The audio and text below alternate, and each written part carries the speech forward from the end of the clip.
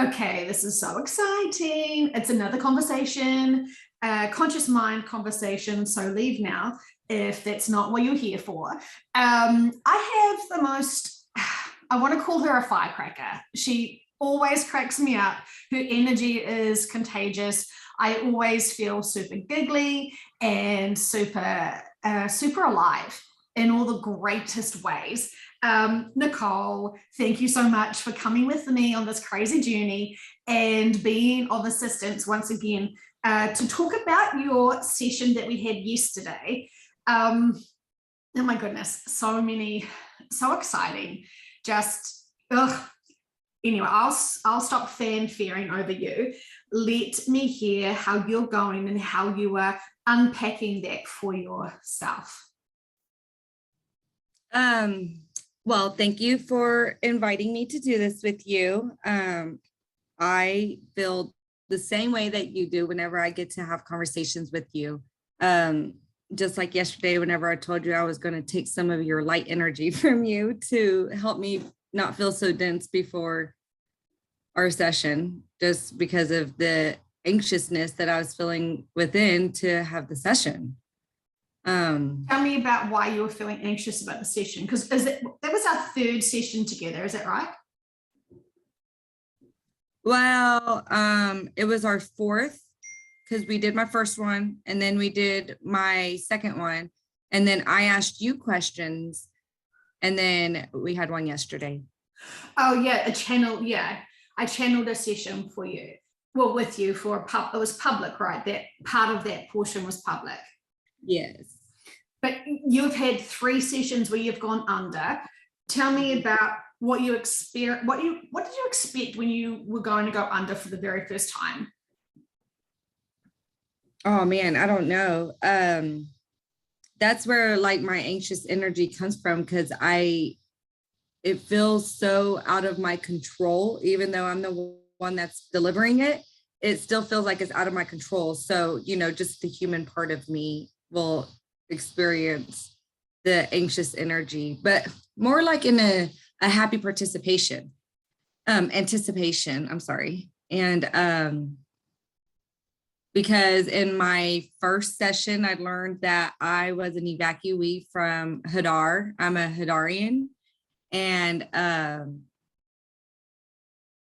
the second one, we talked about what my purpose was. I know that was part of it, what my purpose was for being here at this time, and for me, reliving those lives. And then I don't know, it's I remain in such a neutral state. It's really hard for me to have emotions one way or another with the information that I'm receiving. It doesn't scare me. It makes me excited. But then, one of the things I've been working on is my self-confidence. So I find myself a lot going back and forth with my confidence in the sessions in between the time whenever I'm unpacking the information. There's definitely a lot of information in sessions, and I have had many clients where they've had to be evacuated from planets before, but never they have said the actual name of the planet. So it made me think, oh, I wonder if all of those other ones were that, which was extraordinary. It was really extraordinary. Have you been able to find any information on that? No, I've been too busy doing like so much other stuff that I haven't. It's kind of unfair in some regards that there are so many things I'm super interested in. I'd never get a chance to really unpack and explore everything. And then I can feel like my subconscious saying, ha ha ha, that is all part of the plan to keep you focused on doing my actual work rather than like, oh, gossip, what are the Kardashians doing today? Oh, remember that session where Kim came in? That was like, and she monologued for an hour on her randomness of justifications of stuff. Yeah. Sorry, off topic. So there were so many really interesting things I've never heard in sessions before from you, that arriving on this planet, so you left that planet Hadar, and then you moved and traveled with your own ship here. Do you think you crash landed here, or did you just arrive? I don't know if I crash landed. I remember it was like I flipped a scene and I was standing in front of that building. That's right. In an orphanage. Yes. And it was ice on that orphan, like it was a cold country that had snow. I believe so. I'm trying to think back. It was extraordinary. And then you were housed by the orphanage man or principal or something, or teacher.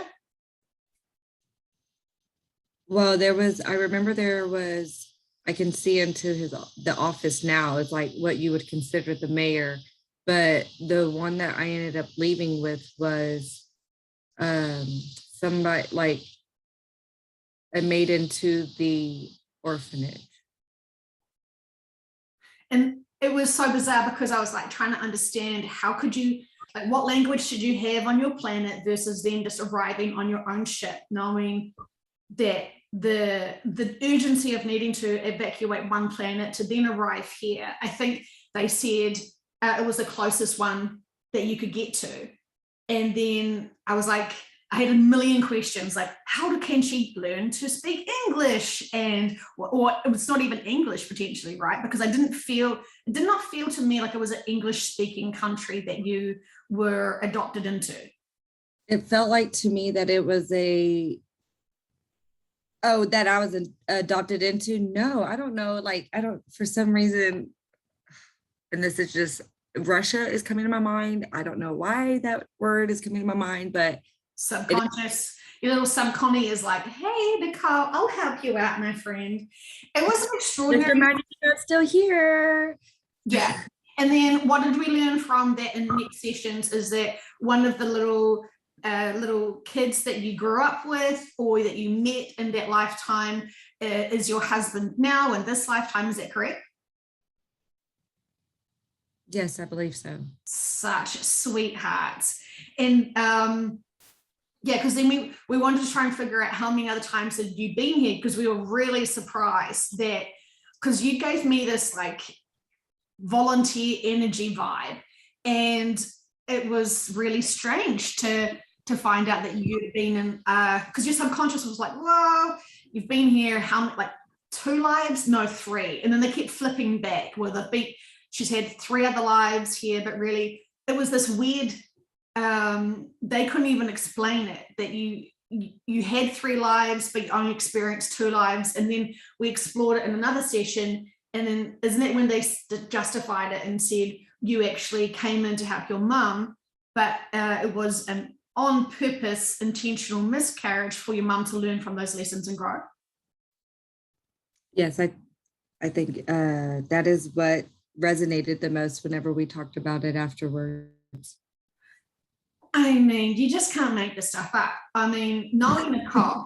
So that's where I get that nervous energy, because I'm sitting here and I'm like re-listening to the stuff, and 3D Nicole, my maiden name was Como, mind frame, like trying to piece how my mom was my friend. And I don't know, it's crazy. You're right. You can't make this stuff up.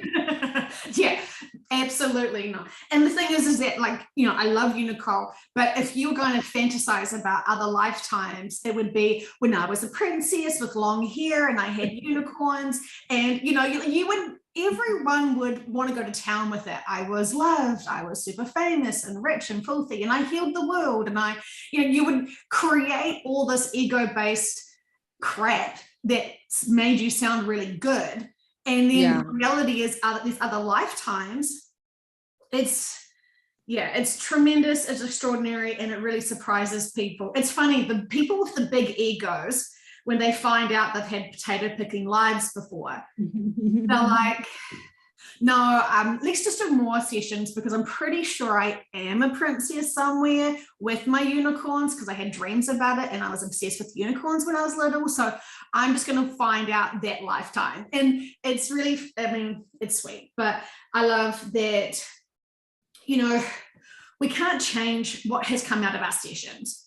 and you respect this information, you respect that I can't be whispering to you on the side in the sessions, and then you're going to escape this planet. Like, Right. I had no freaking clue. I couldn't have made up the word that you called your planet, even if I tried. I'm not that creative. And that's the best thing about listening to the, sorry, that's the best thing about having your own sessions, is that you actually understand that the client doesn't have any real control over the information that comes. We can block it. We can refuse to say what comes to mind in these sessions, absolutely.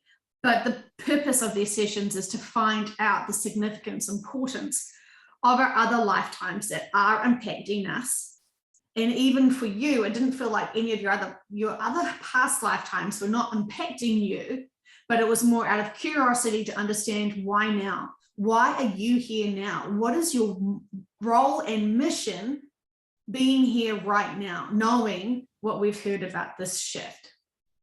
Well, I'm happy that you brought that up, because it brought me such an immense amount of peace to learn about that tragic life, evacuated life, I guess you could say. Because that was one of my earliest ideas whenever I had my spiritual awakening, was that there were, because I was starting to notice connections of people that I was friends with on social media. Their posts had changed in the manner of the type of content that they were sharing. And so I sent all of them, private messages, and would try to call them. They have the call option through Messenger, and just try to figure out and what was going on, like why was I being drawn to them, and considering that most of them were a part of my life through an extension, through somebody that was in my life, and I knew this person. Does that make sense? Like through secondhand knowledge type of friend.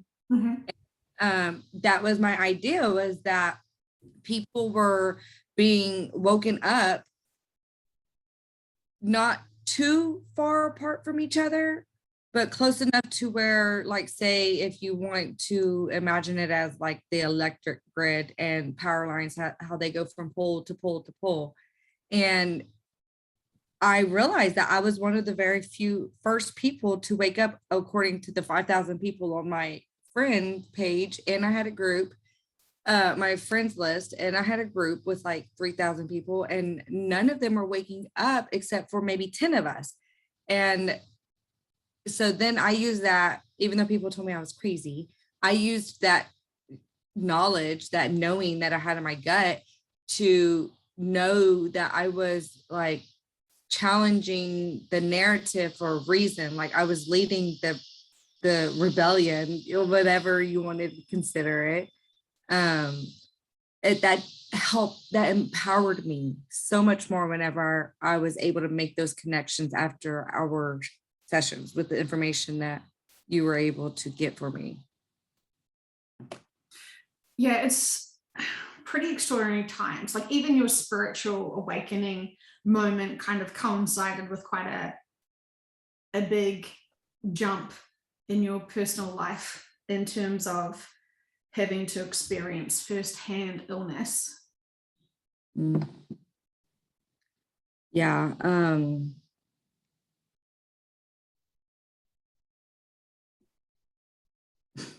Just trying to think back over this past 2 years, since it will be 2 years on September 20th that I had my spiritual awakening. And oh my God, it's like, it's a blur, it's a fog. I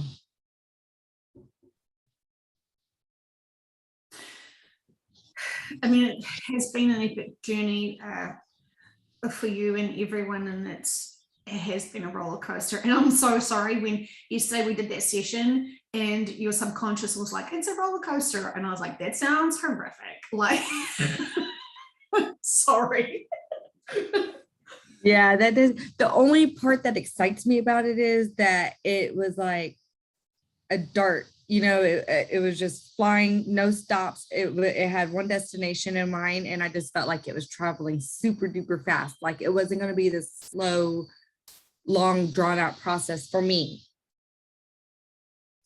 Well, yeah, that's been, I mean, as we have been told in many sessions, people will have many different vehicles to kind of get there. They have their own sort of like collective ships, or you know, and something else. We have heard people can journey there themselves, which is incredible. It feels, for me, I was sort of wondering, did they, you know, not show you the ships? I was questioning what was happening in your session during the session, and thinking, you know, we've heard about the ships, you know, all that sort of stuff, and I was like, oh, I wonder if she's just sort of in that relaxed state during the ships.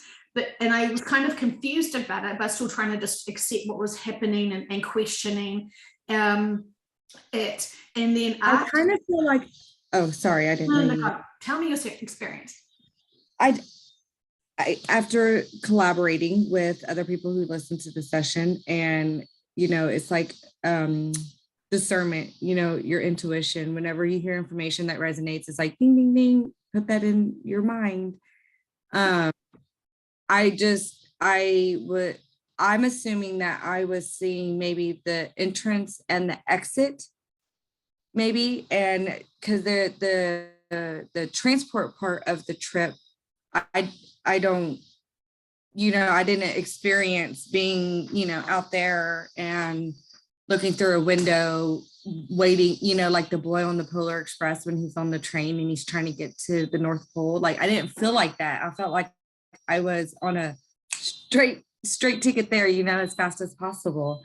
But it's possibly like the tunnel clouds that I was seeing, because it felt like I was in a white cloud, or see, I was wondering, the little bubble ship from my first session. That's what I was thinking. Do you have your own Merkaba, which is a Palladian ship, is according to what I understand, it's within you. Remember that session I had, like, I just got chills when you said that, if that's any indication. when I had that session like so over a year ago, where it was this extraterrestrial who had a helmet on, and I wanted to explore more about their uniforms and their helmet, and it turned out that their helmet actually transformed into their ship. I'm suddenly remembering it now. Anyway, I have a feeling that you may not be going on a big generational ship to be transported by your Uber drivers to the new earth, as I say with jokes. But maybe you are just such an advanced being that you don't need to be transported. You've actually got your own ride. And this feels really consistent to me because of your first experience evacuating your other planet. I feel like that would have been one of your conditions. I'm not coming down to this 3D planet unless I have my own escape vehicle if shit gets crazy. Like, that kind of makes sense. Well, whenever you said that, it immediately brought up the memory from our last, where you did the channeling, and we learned that one of my brothers was too advanced. He was an advanced being, and he was too advanced to, I'm sure you remember, I don't want to go into details, but it, like soul families, if one member comes from an advanced being standpoint, is the possibility of more of them being advanced, or do you know how that usually is orchestrated? Soul families, yeah, it could be. I want to say this in the summary. Nicole wanted to check and see how her brother was doing, and this message was, he's no longer on this planet. Even though his body is here and he is still, she could call him up and talk to him if she chose, it was his soul that she knows has already shifted off.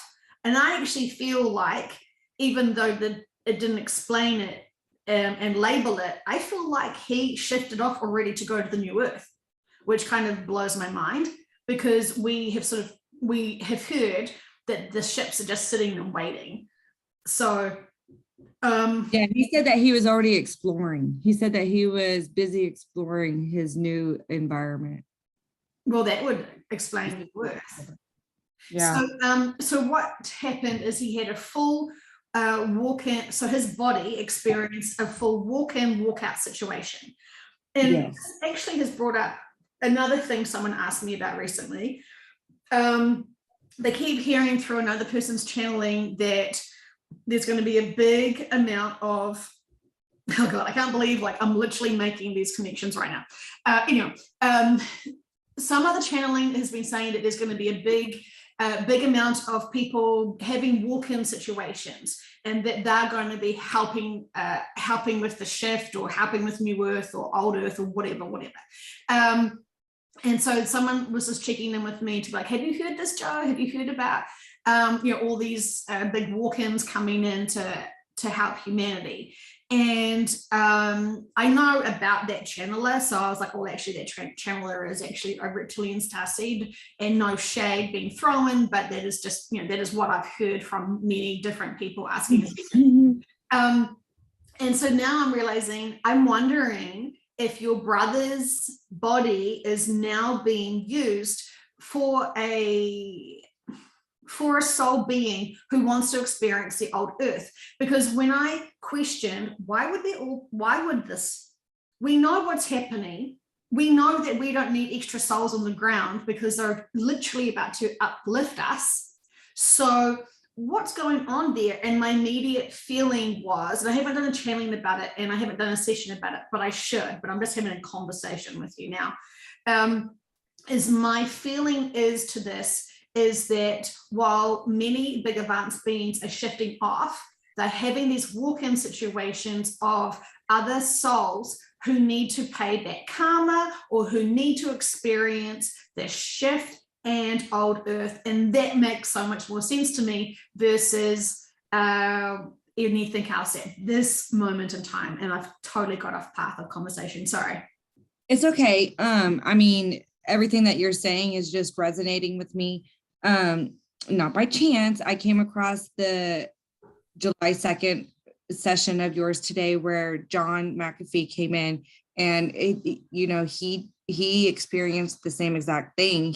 He said that he was no longer on this planet, but that there was a walk-in, that they do have his body and he is protected. Like, do you remember that?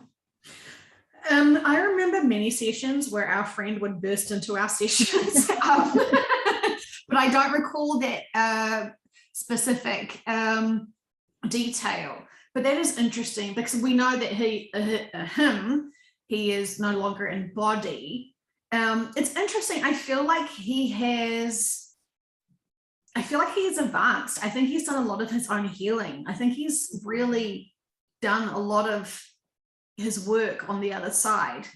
So what the thought that comes to my mind whenever you say that is, sometimes people are more productive and helpful from the other side, and if it's not part of their life contract to not be here anymore, because it's not just their life contracts and the experiences, but how they connect to those around them and their life contracts and experiences that are supposed to continue on. And, if he changes his life contract, then everybody else's contract will have to change. So do you think that's one of the things that might warrant it? Potentially. I feel like he really wanted to help as much as he could. He was disappointed that the disclosures weren't going to happen as he wanted them to be. I feel like that was the end of his life contract, even after he had shifted out of his physical body. And I think he was really wanting to be able to do as much as he could to help humanity. And I think when all of that finished, and that all of those opportunities and windows closed for other events to happen, because remember, he wanted to help us with the laser. He jumped into a session and he was like, holy crap, dudes, I want to help with this. I can help. And then the Palladians were like, cute, John, step away from the controls. We have got this going. But, he was really still quite 3D in his willingness to help. Right. But he was, I'm not trying to be mean. It was like he still was very human, wanting to help us. And now I feel like he has fully gone into either back into source, or, because each time we connected into him, I sort of felt like there was this more maturity, this more healed a being that was in contact with us. And so anyway. Well, I'm sure with all of I remember whenever we called him my dad, and he kind of made it a joke that he's enjoying being what we would consider a ghost right now, because although he knows he has all the access to the information and the truth, that he was he was enjoying the experience of being able to seek out the information and the research on his own by traveling to the different times and locations. And so maybe I know it raises your vibration as you gain knowledge. Maybe he, is filling in all the gaps of his knowing, and is just in general filling in the gaps of his high beingness. Yeah. I mean, it's all extraordinary to sense all this stuff. So, getting back to your session yesterday was so beautiful in terms of, it would make sense that you're taking your body because your body is a ship. However that works, I'm not really sure. But, and I reluctantly say this because I know that so many people have hijacked this word and made it into a scary monster. But no, I was already thinking it. She is a beautiful being, and we have learned so much from these sessions. We're not going to limit and judge people with labels, but I am wondering if you are a shapeshifter and that you can turn into your Merkaba body and be able to zoom across with such finesse to the new earth and be, as they said, boots on the ground, to be the door greeter for humanity as they stumble into the new earth. Well, if chills are any indication, that sounds like that is what resonated deep within. So you've got the express route to get there ASAP. And as we know, a lot of people who are still holding on to a lot of trauma, because remember, this whole thing is to shift humanity, the original souls who are experiencing for the first time their lives on Earth. They are all graduating off this planet, and they are being transported to New Earth, or going to Source, or going to a 3D planet, or something else.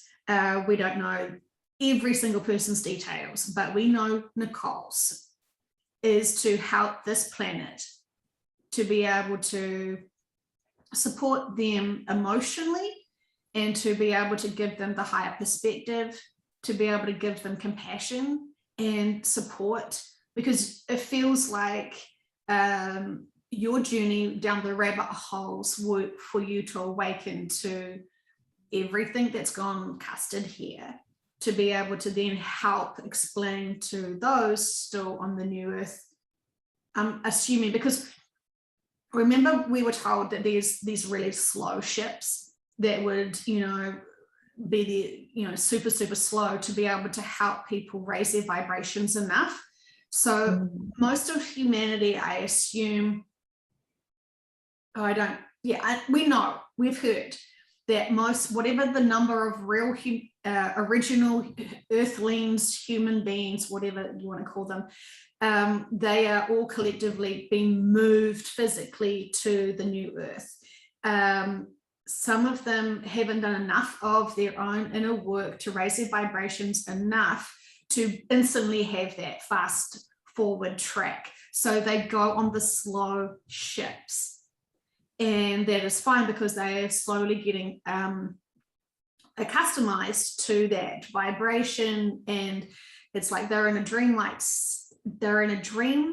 state on board in their crystalline bodies, and being able to purge and learn a lot of effectively what they've tried to say to us in sessions before is they're almost having their life reviews. Yes. That's what it feels like to me. That's what it's always felt like to me whenever they were talking about their time on the ship. Like, Yeah. that's where their time on their ship was their life review and the healing, the complete restorative healing before, they go to their destination. Because they So can't have it's so trauma. nice. They have to release Right. trauma. No dense energy. Yeah. And so they can do a lot of their inner work on the ships, we're assuming, right? For those originals, for those first souls that have only ever experienced physical lifetimes here, who want to then graduate with humanity to go into the fifth dimension. And so, that is all life contracted. And depending on how much trauma they're holding, I'm assuming that's the length of their experience on the ships. What I wanted to say is so many light workers, so many starseeds who have come here to help humanity also think that they just get a free ride. And I think the more, I don't want to say advanced, but I feel like those who have come here for a role to help humanity, they actually still need to do their crap here. This is why people have been awoken now to this information beforehand, and to support them, to support humans going through their very challenging times. One thing that someone did ask, and I want to ask you, Nicole, just so you can talk about that for those who caught this too, because I missed it when you said it in your session. Sorry, when your subconscious said it in your session, the golden hour.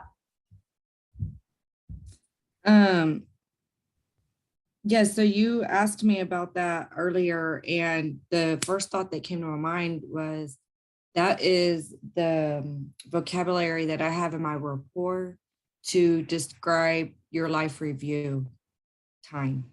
They've always talked about when you see the light, I was raised, in a religion and fully indoctrinated with the verbiage that was used. So we were using my vocabulary that is in my, stored in my subconscious, I guess you can say. And the golden hour, they would always say, like, whenever you die, you see the light, you go to the light, you get to the gate, St. Paul's at the gate, and you have your golden hour where you have the choice to you review your whole life. And then that's where, I don't know, that's about as far as my memory goes on that, because I guess that never really resonated with me. But the term golden hour did resonate. Were you expecting to see ships? I know you've heard sessions, but were you expecting to see them? When, like, in our channeling yesterday, or yeah, in your session yesterday, were you sort of surprised when? No. I mean, I look outside my back door, in my backyard every day, and you will find at least 2 or 3 images that I've captured of the sky, because I'm so drawn to it and I want to see what's on the other side of the clouds and the messages that they're sending. But like for our session, no, that I didn't really have an anticipation of seeing ships. That's all cool. I mean, I was curious to see how you felt about listening back to that session or experiencing that session, knowing that it is somewhat different from others, but it's still very consistent to others at the same time. Well, so that's where my humanness, my 3D-ness, self-doubt will try to come in and have its fun, but it's a wicked way with you. It does, it really does, because I've already told you this. I've never felt like I was acknowledged enough for my voice to be traveling far. And now I feel like it has traveled much further than I probably have anticipated. I mean, goodness gracious, you're in New Zealand and I'm in Houston. I just, had a lapse in my thinking. Would it be accurate to say if you blindly just believed in these sessions, your session should just mimic everyone else's? Yeah, oh my gosh, I see this beautiful ship. Oh, it's a spa day, blah, blah, blah, blah, blah. Yeah. Instead, you got something that was quite different, and yet it still was very convincing of it. If it was trying to just please you, you would have the same information as everyone else, just so you would feel like you fitted in. Right.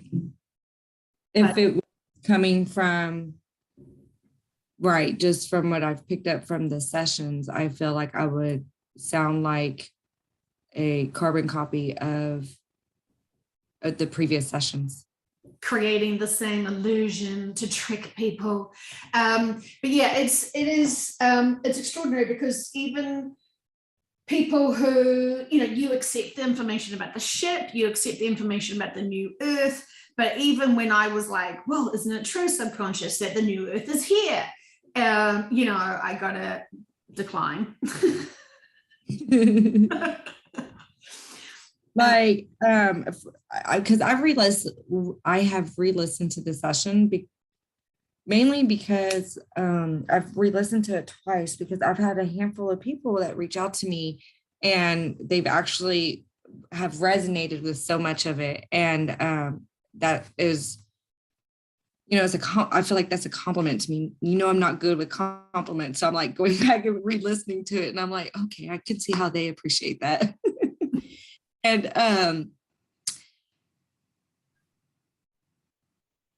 I'm sorry, my dog just stepped on my feet and he distracted me.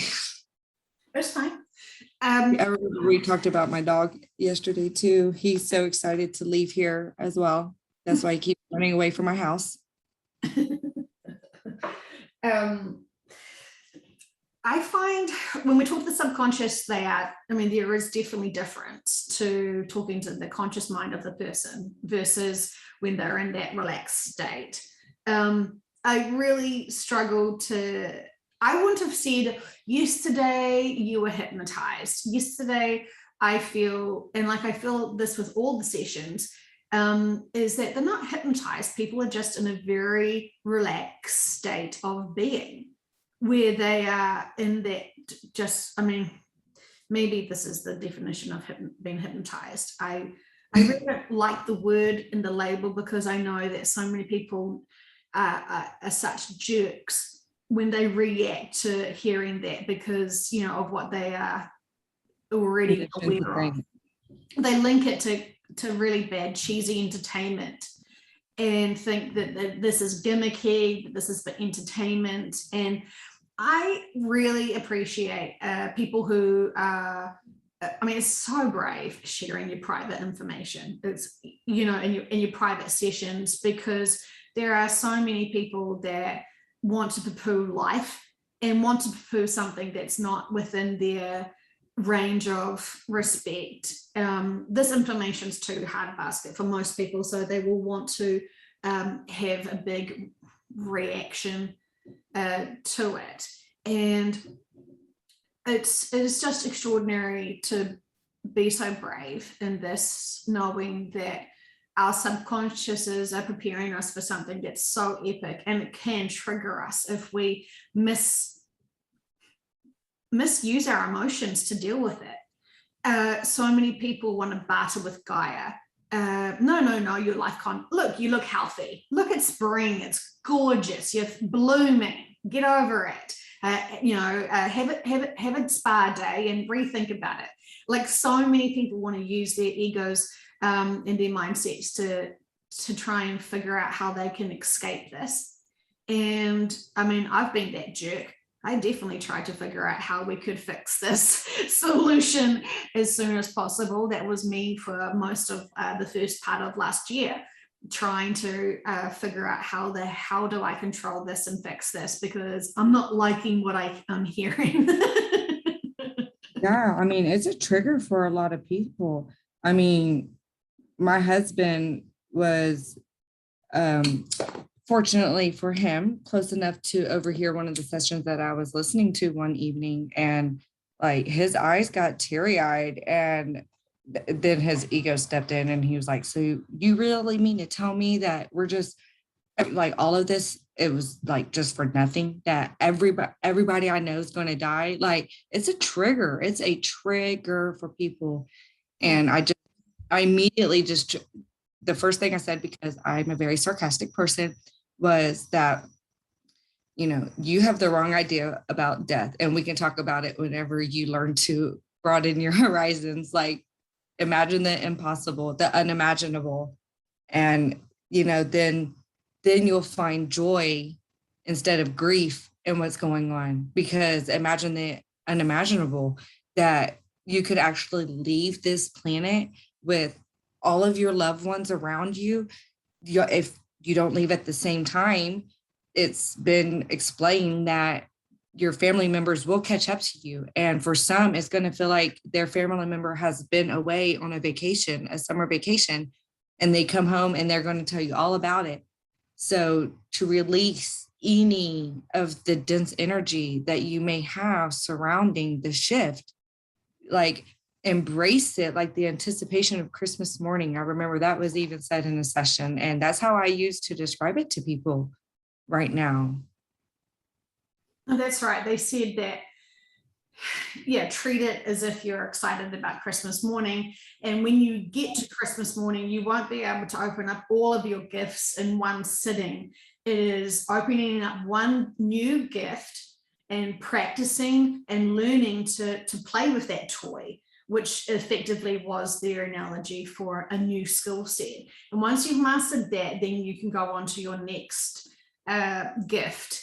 And it was a really helpful way to understand it. And they even said that in my session yesterday, that the people who have made it to New Earth, what did it look like for them? And the answer was they're practicing their what we call powers, but are just normal off of this 3D planet. And that they even used the phrase perfect practice makes perfect. So they are practicing a skill until it's perfect and then advancing.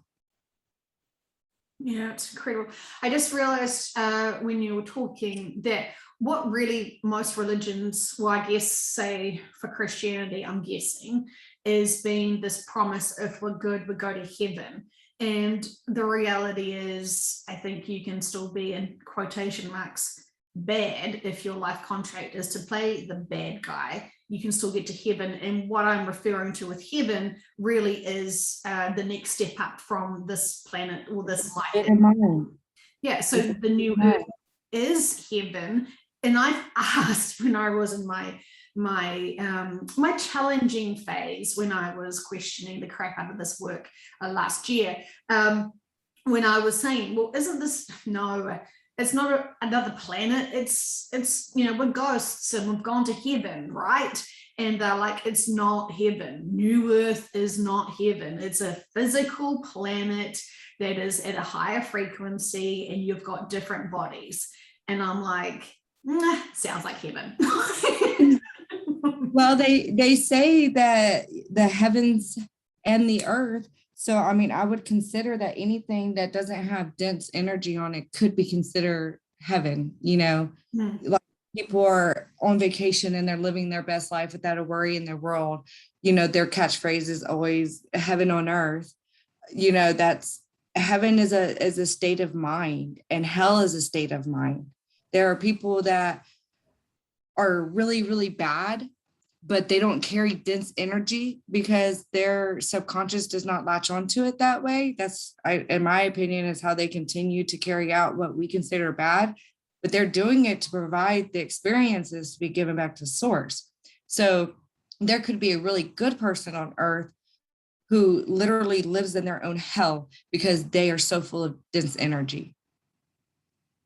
Oh, absolutely. Creating it and recreating it and enforcing it and, you know, and reliving it. Absolutely. My goodness. The hardest thing for people to understand is the differences between the fifth dimension and the third dimension in the way of life. They really, Oh so man. so immersed into our societies and our way of living that it's really huge for us. I guess it's kind of like we've been caged animals, and then we're really going back to the wild. Yeah, yeah, something like that. Um, they, I mean, I can attest to having a 5D mindset on Earth, releasing my fear. I just had a hurricane come right over my head, and I literally did nothing to prepare for it because I have zero attachment to what's going to happen to me next, because I have so much confidence in my spiritual team that I know that they're going to pull me through whichever way. Is it whether I'm here on earth or I'm not here on earth anymore? I know that everything is divine, and I truly have that faith in me. But also, like, just releasing of the 3D material world, getting my hair done, getting my toes done, going shop. Like, I shop at Goodwill now for my kids' clothes, because in the back of my mind, I'm like, well, we'd never really know when we're going to shift. So I'm not going to spend all of this money on the expensive stuff anyways, if my 4 kids are going to outgrow it faster than I can replenish it. So you really can have that 5D mind frame here on earth. Like, I think that's the first thing that needs to be mastered before you can actually go to 5D, is to learn how to maybe cut a tie to something that you hold near and dear. It's that addiction to materialism, and that Yeah. the social standards that we have, the social settings. I know I know quite a few people that feel pretty proud of who they are in this world, and they don't ever want to lose that identity or that placement or that seniority or that fame, because they're scared that they're going to be nothing important on the new earth. Yeah. So they're really holding on to that for various reasons. And That sounds to me like that is the very first thing they should learn how to cut ties with. absolutely. Yeah. Well, I mean, it is hard though. It is hard because we've been trained to be materialistic. Yes. Yep. What I wanted to say is, when did you realize that there was more than just this life, and that there was actually reincarnation? Do you recall?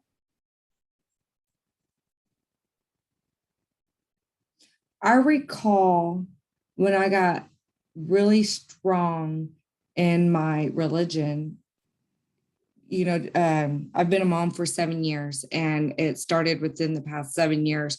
I remember at one point thinking, we don't believe in reincarnation. So I think I always kind of knew it in the back of my mind. But when I allowed myself to become indoctrinated is whenever I stopped believing in it. And then my spiritual awakening was triggered by a religious image that I was given in my mind's eye. And I'm really good at being able to cut ties and never like come back to them. It's always been a coping mechanism of mine. And the idea of reincarnation, not being able to be reincarnated, went out the window with every tie that I cut whenever I left religion, and stumbled across different platforms of spirituality that inevitably landed me at your YouTube channel. It's a very helpful one to have and consider, because otherwise, if we just live one life, it just feels like it's all meaningless, right? Like, isn't it just we have one life and then nothing? Well, my thing was like, I know that source is fully tapped into me, but my Lord, if he was, absolutely tied into 8 billion individual people over different lifespans, but they're all different people, like, holy moly, could you imagine that? It kind of gave me a sense of peace to know that really there's only it's half the number, because the souls are the same. They just keep reincarnating. Somewhere out there, Soul is experiencing doing the dishes 1 billion times. That's not funny. Triggered. Laundry and dishes. Oh my goodness. No one really prepares that for you whenever you are joy telling them that you're having your 4th child. They're not like, did you consider the dish load and the laundry load that you are going to have now? And like the whole thing with when you start learning about this information, everyone naturally starts panicking about the kids. Oh my gosh, if I've heard this information, do I have to tell my children for them to shift? Like that is a big concept for people to accept. No one needs to know about this information. It's still going to occur. You can believe it or you cannot believe it. It's still going to occur, regardless of which way it does. Nothing lasts forever, as we've heard, and this planet is at the end. So whatever you want to believe, if she can be somehow magically healed or what, we'll figure out, we'll learn along the way at some point. It did sound like, though, in your session, though, like it's soon, very soon. It's like, I mean, we've heard it's been soon for quite some time. And then for them to like add the extra very, I was like, wow, that is, I mean, I don't care when it happens because I trust that when it does happen, it will be divine timing. My concern really is for Gaia because I know how challenged she is and how traumatized she is holding space for humanity that is very slow to take responsibility for their life purposes and experiences and why they are here at this time.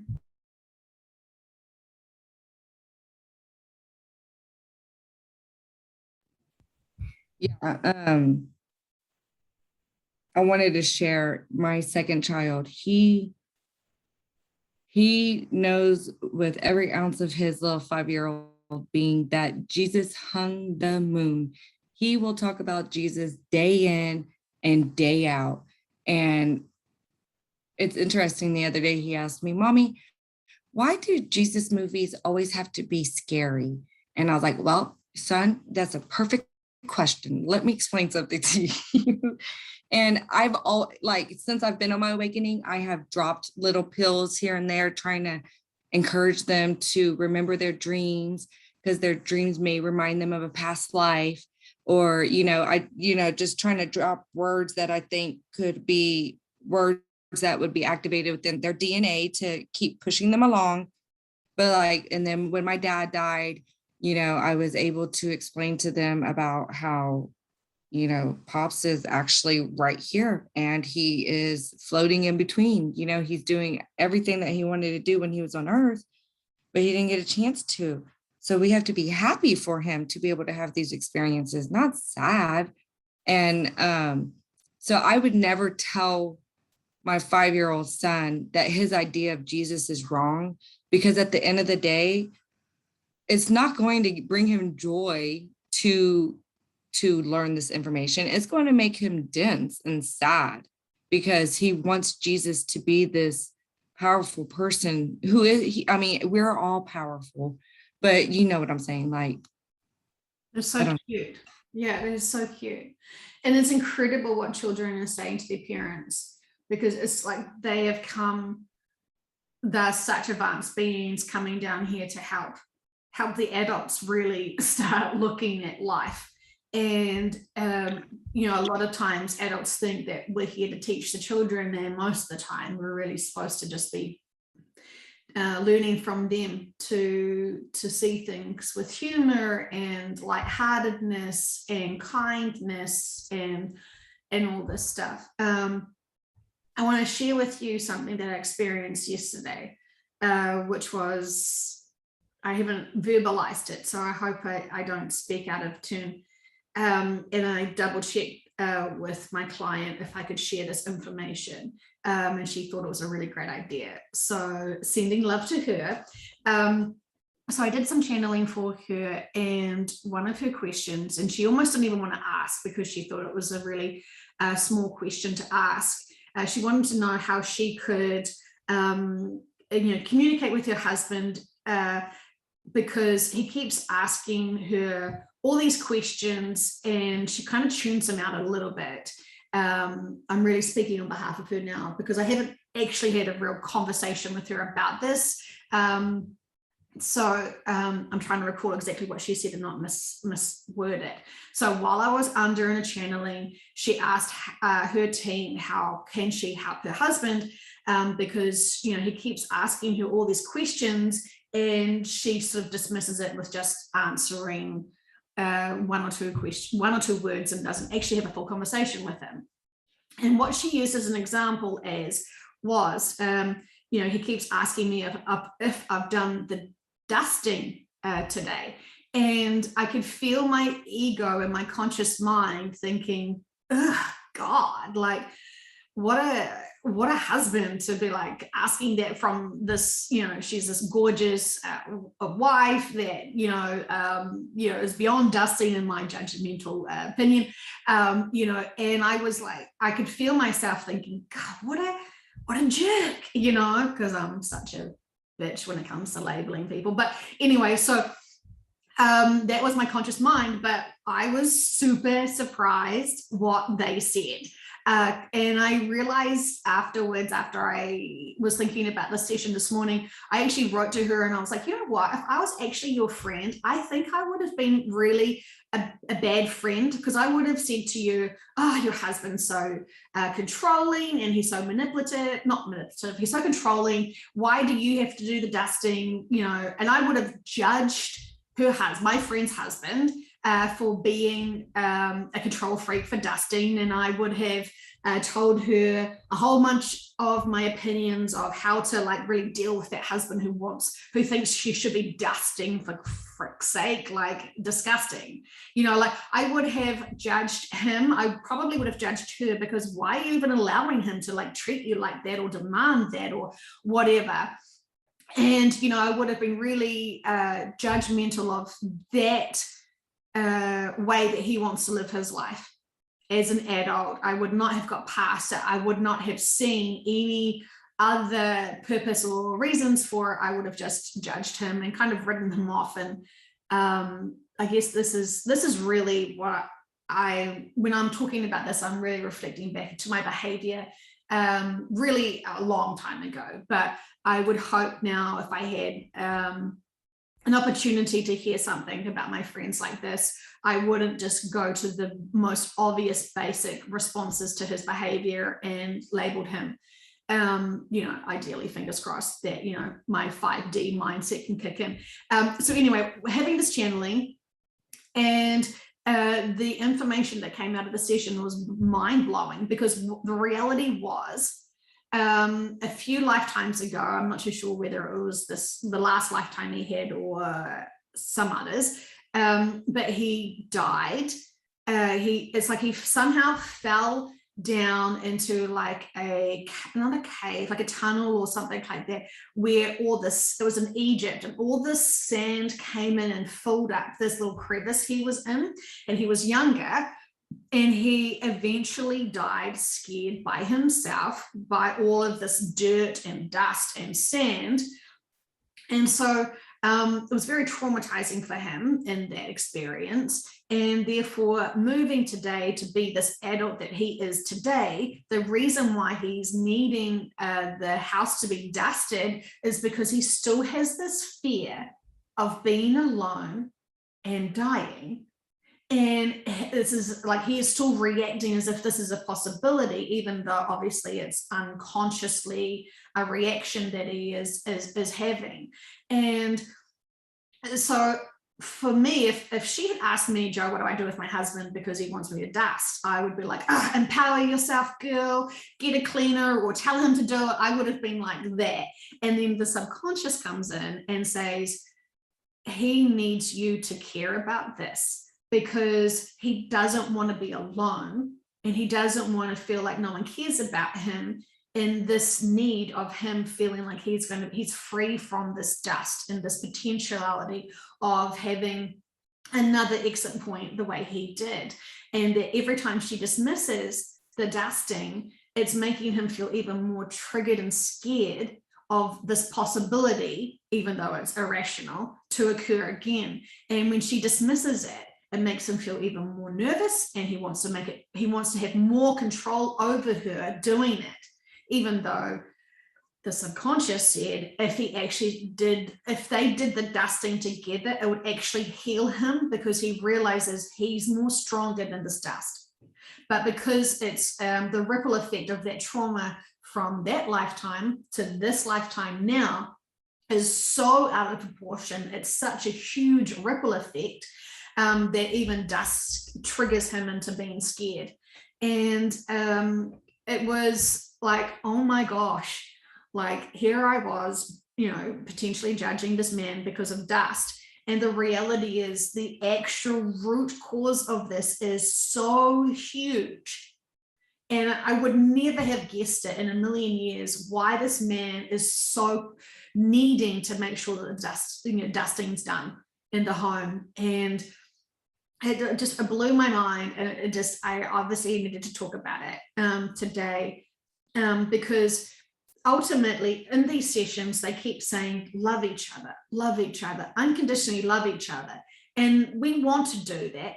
But if we feel like we've been controlled or manipulated by someone who is wanting us to dust, and we feel like, yeah, we want to love them, but they're so annoying with this demands that they put on us, those demands that they put on us are reactions. We may not be able to see where those reactions come from.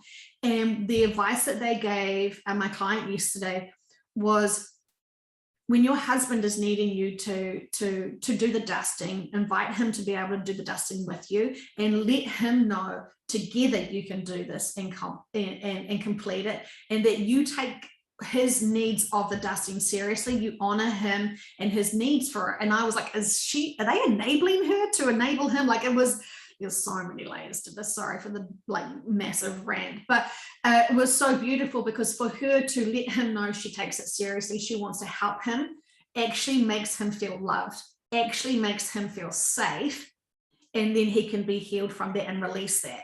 And what they did in the session was be with that person who was suffocated with the sand and the dirt, and let them know they're not alone, that they're there is many other lifetimes they can live, and all is well. And they sort of remove the trauma from that experience. And so they were wanting, and they assumed that would ripple out to this lifetime and heal him and release him from that density, because instead of him overcoming it this lifetime with emotions, knowing that he can master dusting, dust is not going to kill him this lifetime, overcome those fears, overcome those emotions. And there's so much I want to say. Our other lifetimes do impact us emotionally, which gives us the opportunities this lifetime to overcome, even though he'll never realize that overcoming seeing dust and being okay with it actually will heal him from trauma from other lifetimes. He, instead of him overcoming this trigger to grow from it, even though he will never realize what he's growing from and healing from, he's just got worse with the fear of it. So it's just getting bigger and bigger. And then not only is he afraid of it, he's making his wife help him to not be afraid of it. Sorry, super layered. And I just... Oh, not layered. She's also building a resentment towards what his trigger is. So that just sounds like you're trying to put two negative ends together when you're connecting batteries. Yeah.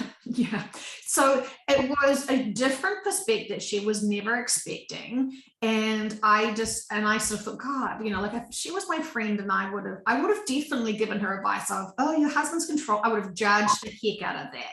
And you've come so far, Jo. But they said to her, how could you have known? You're reacting to the man who's worried about dust. That's so insignificant. It's so ridiculous. And yet now that you can understand why, suddenly we all care about dusting in case some of our friends have died from sand, in Egypt. And the thing was, really, if she had just asked the question, how can I help my husband more and how can I support him more? They would have just said, love him, accept him, have unconditional love. Like, they didn't, that's all fine, it's true, we must do it. But if we don't ask the questions of like, why does he have that behavior? I mean, she asked what she thought was a really silly question. And my goodness, I'm glad for her that she was brave enough to ask them, because boy, did we find something out that was tremendously huge. And what they said was, don't react to the very adult man who can easily do cleaning and dusting for himself. Don't buy into that reaction. View that little child, that little being, that little person who was traumatized and really scared, because ultimately you're trying to help the other lifetime that he had. And suddenly, that's like perspective shift. Like nobody's business. Yeah, but like anything that you would tell somebody, this doesn't define me, those are probably great topics to explore deeper in when you go within. If they'd gone to like a therapist and she could have been like, oh, my husband wants me to dust forever. Like, I mean, I'm judging, but you would think a therapist would be like, well, could you get over it? Like, or a 1950s housewife who was always dusting. Like, how do you get that information of what is triggering people in this lifetime when it's not even this lifetime's issues or traumas? Like, that's the hardest thing. And we have to use this little journey that we've just explored and heard about now with the dusting to realize how many times have our friends and family reacted to something that actually isn't it's nothing personal to us, but they're traumatized from something we are completely clueless to. And we see our children, we think we know our children because we gave birth to them, we own them, and we know everything that's happened to them. Blessed to those mothers who think that, and fathers, like how beautiful, even your 3-minute-old baby is really a stranger to you because you do not know that soul's purpose, experiences, all that stuff. But we use our egos and we use our very, very, very primitive minds to jump to many conclusions, and then we feel entitled to justify that. I think that's kind of where the crazy cycle came from with, the I'm trying to say the word, the dark energy forces that have, steered humanity in, its own little box with the lock on the door that is, fed like a hamster as you need it. And that wasn't supposed to be our way of living. We were supposed to have access to our third eye. We were supposed to have access to our higher self, to our subconscious. We were supposed to be able to know how to go within and meditate and get the information that we would need. And then the need for the redoing lifetimes over and over again until you learn to master this one thing wouldn't have been a thing. I think we came here knowing that we were going to have our memories of who we are removed from us as we were having this birth experience. I think that was the allure to the journey and the experience is I'm going to forget that I own unicorns and I'm a special princess somewhere who owns half of the universe. Fantastic. Are you going to be nice to me? Or I don't know. I'm just being right. And like the goal would be to learn how to tap in to the honey hole. Like that would be our mission instead of being blinded from within from birth. Like I think the memory erasing was to be able to discover as we aged, like by each year or whatever. I know timing is an illusion, but just kind of trying to put it in perspective.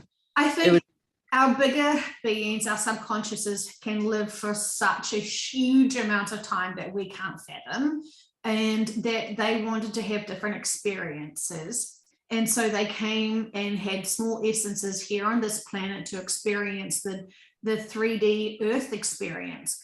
And then they also created original soul essence experiences here that they wanted to master. It got so ridiculously impossible to master, however.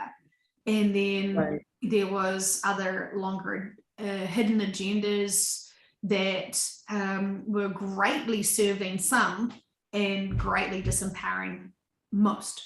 So I think that the original plans for this holiday planet of just having a smaller version here. Yeah. Anyway, okay. Sorry, I fully have distracted everyone from my journey. Any messages, Nicole, that you would like to share with people about your sessions or life in general?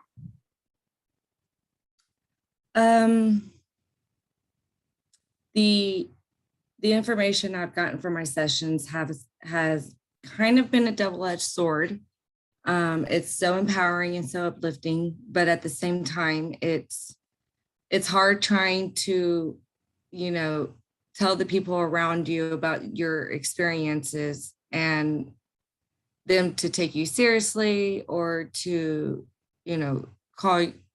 say wackadoodle, it's been hard, but it is the sweetness of it has so much more weight to it that it just sticks, and you still feel empowered. Like you get to a point where you're just like, screw them, I don't care what they think, I know my truth, and I am standing firm in my faith that I am divinely protected, I'm divinely loved, I'm divinely guided, and every step forward is a step of progress. As long as you're not walking into a dense feeling, you learn how to identify that and move to the lighter energy, the lighter feeling, what just resonates better. It would just make this whole process so much easier. You don't have to, if anybody new is listening to this, they do not have to accept that they're leaving this planet at this moment, because that's kind of a lot to accept if you're just at the beginning of learning this information. But you can set a goal to change your mindset from a 3D dense mindset to a 5D non-dense mindset here on earth, and have heaven on earth, and just sit back and watch what happens. The inner peace is so valid and so important, and is motivational regardless of the information about old earth and new earth and the planet. If you need to just manage think of it as old mind frame, new mind frame. Totally. Yeah. And I know that there is, the shift to 5D, and, it does start off with a mindset. Absolutely it does. It has to, regardless of whether it's here or there or somewhere in between. Right. I know that it is, 5D is a mindset, but it's not just a mindset. Otherwise, none of the other information that we've been getting about any of the other stuff would even be logical. It just doesn't. I know that it's a big reach, but it has to be a start. And when you understand about reincarnation and the different levels of density and dimensions of evolution, when you just understand the true evolution of where humanity needs to go. But yeah, it's a big thing. Keep it small. And it's not something that everybody, you don't need to know everything before you leave this planet. You will have ample time to explore all you need to explore in the spirit world, because we've gotten that confirmation from these sessions. So I would think the most important thing for people to do right now is to identify any tie that holds them down and work on cutting the tie, and that inevitably you won't have fear because that tie has been cut. You won't have anxiety because that tie has been cut. You won't have anger because that tie has been cut. Guess what? You will have love. And love just grows and grows and grows. And it will just be inevitable each next step that you take. Yeah, it's a muscle, isn't it? That love muscle. The more you Yeah. can see things with love and compassion, knowing you don't know why that person's reacting to you. It could be a trauma, a horrific trauma. And if we all consider that everyone's been traumatized, Always give the benefit of the doubt. yeah. Well, that's why when you master your own balance of emotions, it's so crucial, right? Because you don't react to their crap with much love. Right. That was huge. Yeah, I really want to reflect back on every time that I've made assumptions of someone trying to control and manipulate. Yes, I mean he was controlling his wife with the dusting, but but can I give him great compassion for the reason why? Absolutely. And I know she does too. Like it was, we have to see things from the bigger purpose and perspective to be able to even have judgment. Right. Well, most of the people who are on this path are the ones that are already kind of headstrong because they were brave enough to break out of the ideas that have been planted in our head about hypnosis, which when I've ever thought of what it felt like to be hypnotized, I felt like you would feel like you were like in a black box that was real heavy and everything was spinning around you. It's not like that. Your conscious has access to jump in at any time. And I could hear that in the session whenever my conscious mind would try to, at one time, I think I did a joke about a Black Friday sale and like I was laughing like me. And then the next word was just so dry and cold and melancholy. I was like, see, so right there's a perfect example of when my subconscious is speaking and Nicole is, my conscious is trying to aid in the theatrics of how it's coming out. Absolutely. Like the subconscious has its own personality, and Right. such advanced beings that it does seem like they're very dry with their humor. Sometimes they try to be like cool and hip and funny, and sometimes it works and sometimes it doesn't. But they don't have judgment on us because they have the biggest perspective, because they know who we are, what we've experienced, they know why we are reacting to certain things. And so they've never judged us, even when we have been the biggest jerks. Yeah. They still love us. We can take a note from their book. Absolutely. That's why I think people get triggered when they sort of say that, there's a judgmental God, or, that he's punishing those who are sick or whatever. It's, that's really limited mindset for people to be hung up on. And that is fine.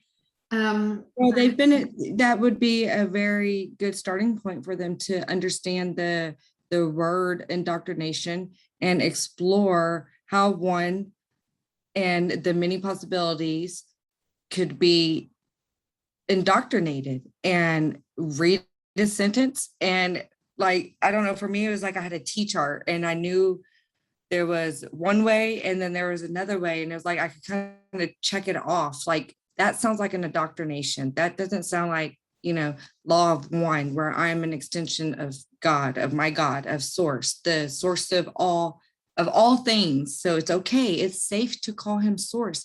He's not going to turn his, what I guess people would say nose. He doesn't have a nose. If you want to consider him anything, he's like the tree with all the roots and the branches and the leaves and all the many, many, many, down to the smallest little atom you can find on the largest tree. He's the source of all things. It's okay to call him that. Find out what your indoctrinations are and learn to cut them. And those are ties. Absolutely. And our resentment for those people that are around us who are being traumatized and still triggered from old lives, and even this lifetime where we actually don't see where they've got those reactions. I really hope that people can drop our resistances of just loving each other unconditionally. I know that we know we should, and sometimes we still want to have blame and disconnect ourselves from fully going all in with love, because of labels that we're not, and rightfully so, the label of that controlling husband was true. He is controlling for that. But now that we know it, we can forgive him for being controlling. We're not enabling him, but we are able to assist him with that healing process, even though he doesn't need to know why he has that control or that need for control over the dusting. So it's so layered, and I love it. And I just hope that anyone that is still struggling to really be profoundly in love with each other and loving yourself, because potentially, we have other lifetimes that have triggered us that we do not know of. And so sometimes our behavior could be still a reaction to that. And can we just forgive ourselves? We don't know if we were, traumatized from other lifetimes. And so can we just be a bit more kinder to ourselves and to each other? And I think we can. I think with this perspective of just being gentle with each other is beautiful.